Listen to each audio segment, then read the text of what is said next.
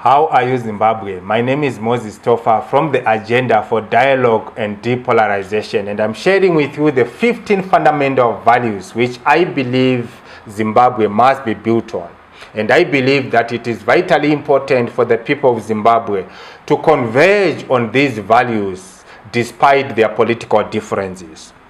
Today, I'm talking about fundamental value number 9, which says, and I quote, "We shall always use and exhaust internal ways of resolving Zimbabwe's problems." Close quote.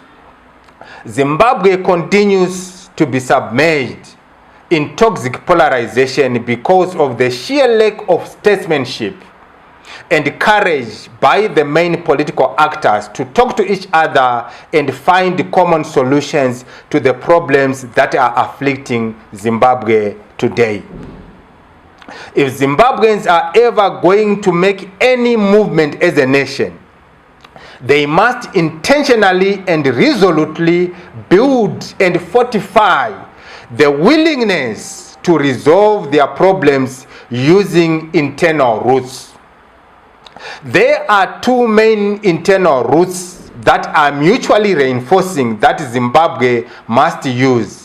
The first route, which I also refer to as the primary route, is the use of meaningful and fruitful dialogue, particularly between all the sides of power, such as government, the opposition, the security sector, the labor movement, the student movement, women's movements, youth movements, civil society, the church, war veterans, traditional leaders, and the business community.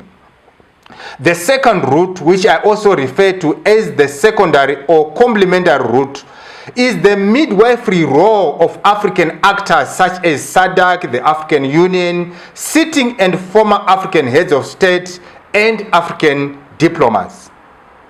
These actors are important because they are well positioned to help Zimbabwe. However, they can only help Zimbabwe if Zimbabweans help themselves first by removing the zero-sum polarization that has become the signature of our national politics and create a dialogical political environment.